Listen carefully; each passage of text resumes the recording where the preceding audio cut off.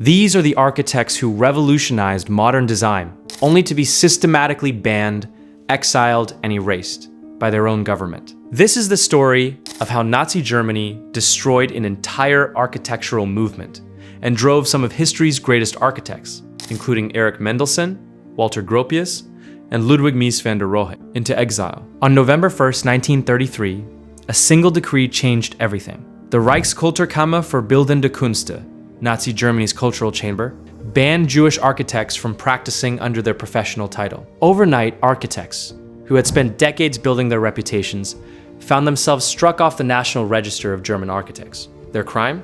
Being Jewish in Hitler's Germany. Among those banned was Erich Mendelsohn, one of Germany's most celebrated architects. Mendelsohn had revolutionized architecture with his expressionist designs and dynamic functionalism. His Einstein Tower, completed in 1921, was an architectural marvel that established his international reputation. The Hap factory in Luckenwald showcased his innovative approach to industrial design. He pioneered Art Deco and streamlined modern architecture, pushing the boundaries of what buildings could be. But none of that mattered when the Nazis came to power. Mendelsohn wasn't alone. The Nazi regime systematically targeted an entire generation of forward-thinking architects, designers, and artists. They didn't just ban individuals, they declared war on modernism itself. Hitler proclaimed modernism an enemy direction in architecture, forcing representatives like Walter Gropius, Ludwig Mies van der Rohe, and others to flee from the Nazis. The most devastating blow came with the destruction of the Bauhaus movement. The Bauhaus school had existed as the world's most influential design institution for 14 years, operating in 3 German cities: Weimar from 1919 to 1925, Dessau from 1925 to 1932, and Berlin from 1932 to 1933. It operated under 3 different architect directors: Walter Gropius from 1919 to 1928, Hannes Meyer from 1928 to 1930, and Ludwig Mies van der Rohe from 1930 until the Nazis shut it down in 1933. Between 1919 and 1933, over 1,200 students and more than 100 teachers passed through the Bauhaus doors. Among the faculty were artistic masters like Paul Klee and Wassily Kandinsky, whose abstract art and design theories would later be condemned by the Nazis as degenerate. They represented the future of design, functionality meeting beauty, form following function, art serving society. The Nazis saw this as a threat to their vision of German culture. The persecution was swift and brutal. During a search at the Berlin Bauhaus, around 30 students were arrested. The school that had produced revolutionary designs in everything from architecture to furniture to typography was branded as degenerate and shut down forever. When the Bauhaus was forced to abandon its futuristic headquarters in Dessau, the Nazis seized the building, draped it with swastikas, and turned it into a training college for Nazi Party functionaries. Walter Gropius, the Bauhaus founder, saw the writing on the wall early. In 1934, he resettled in England before eventually moving to the United States. Ludwig Mies van der Rohe, the final director, tried to weather the storm. After being banned from his profession by the National Socialists, he remained in Germany until 1938, working in what he later described as a not entirely hospitable political climate. Finally accepting reality, he emigrated to the USA, opened an architectural office in Chicago, and headed the architecture department at the Institute of Technology, Illinois. But the most tragic irony of this persecution came before the official bans. In a desperate attempt to continue working, both Gropius and Mies van der Rohe actually submitted designs for Hitler's new Reichsbank. 2 of the 30 architects invited to design this Nazi project were the very men who would later be branded as enemies of the state. Gropius and Mies complied with the commission, and although neither won, their attempts appear to have been sincere. Gropius even provided blueprints, cost estimates, a philosophical statement, and photographs of a mock-up. It was a humiliating compromise that proved futile. The Nazi regime's persecution of architects wasn't limited to Jews. They staged several degenerate art exhibitions to condemn modern art as harmful to German culture. This led to the persecution of many artists and architects who had embraced modernist principles, regardless of their ethnic background. The message was clear: conform to Nazi aesthetic ideals or face exile. While the Nazis were banning and exiling architects, they were elevating others who served their vision. Albert Speer became Adolf Hitler's chief architect from 1933 to 1945. and later Minister for Armaments and War Production. Speer designed grandiose buildings that embodied Nazi ideology, massive, imposing structures meant to intimidate and inspire awe. His architectural philosophy couldn't have been more different from the functional, human-centered approach of the Bauhaus. After the war, the contrast between these two architectural philosophies became even starker. While Speer was found guilty of war crimes and crimes against humanity at the Nuremberg International Military Tribunal and sentenced to 20 years in prison, the exiled Bauhaus architects were rebuilding their careers and transforming architecture around the world. Mendelssohn's Exile took him first to England in the spring of 1933, then to Palestine, where he opened an office in Jerusalem in 1935, planning Jerusalem stone buildings in the international style. From 1941 until his death in 1953, he lived in the United States. During World War II, he even contributed to the war effort against his former homeland. He was one of several German architects who designed the German village for the US Army to test attacks and bombardments on German cities. The irony is profound. The architects the Nazis banned as Degenerate ended up defining much of 20th century architecture. Mies van der Rohe's Chicago work influenced generations of architects, culminating in masterpieces like the Seagram Building in New York and the Farnsworth House in Illinois. His famous dictum, "Less is more," became a cornerstone of modern design. Gropius continued to teach and practice, spreading Bauhaus principles throughout America. Marcel Breuer, another exiled Bauhaus architect, went on to design the Whitney Museum and numerous modernist landmarks. The movement the Nazis tried to destroy ultimately conquered the world, with Philip Johnson championing the international style, a direct continuation of Bauhaus principles across America.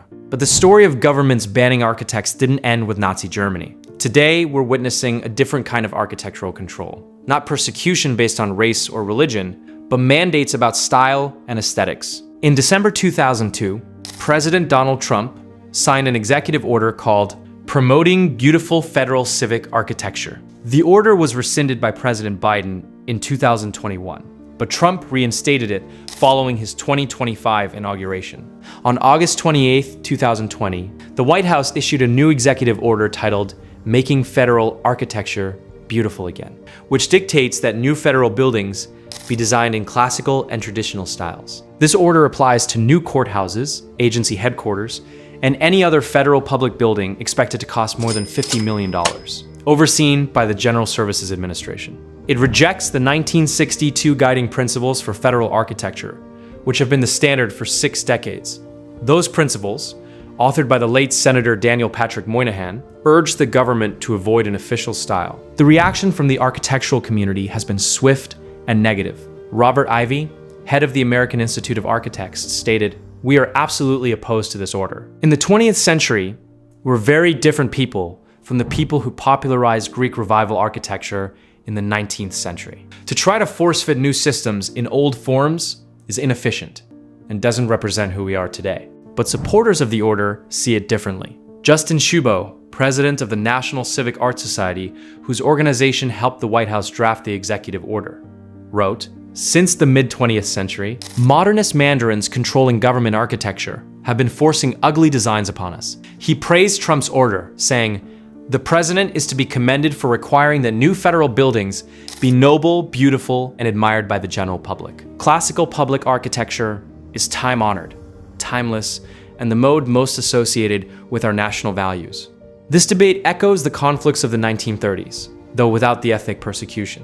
Once again, we see government attempting to control architectural expression, mandating certain styles while rejecting others. The question remains, should democratic governments dictate aesthetic choices for public buildings? The parallels aren't lost on historians. The Nazis banned modernism and promoted their preferred classical styles. Today's executive order doesn't ban modernist architects, but it effectively bans modernist styles from federal buildings. Both represent government control over architectural expression, though the methods and motivations differ dramatically.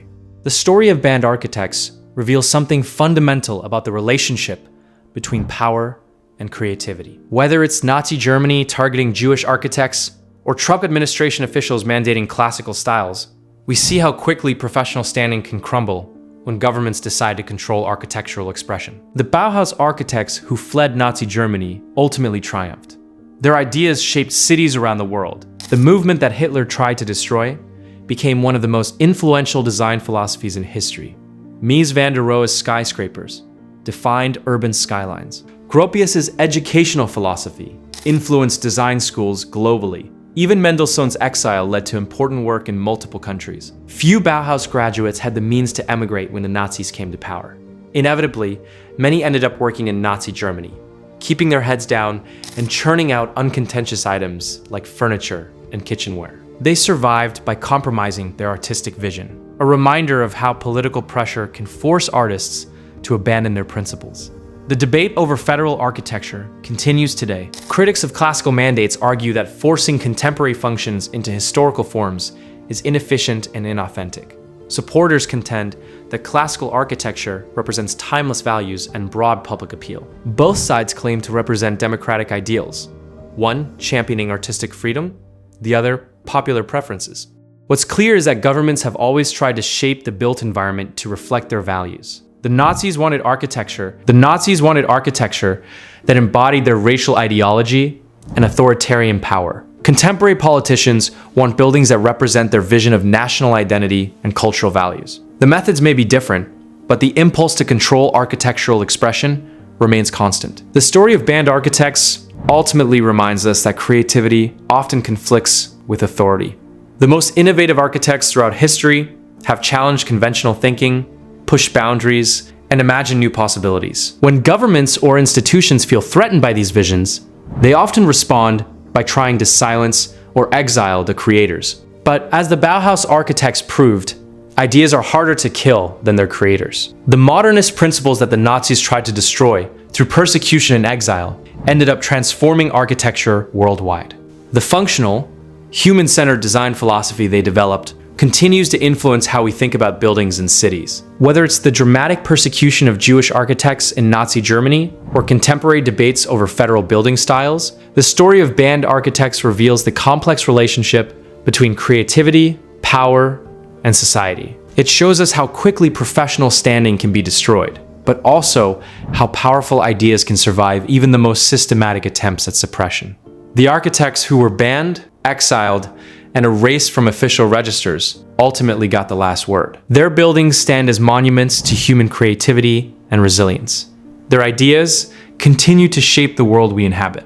And their story serves as both a warning about the dangers of artistic persecution and a testament to the enduring power of revolutionary design.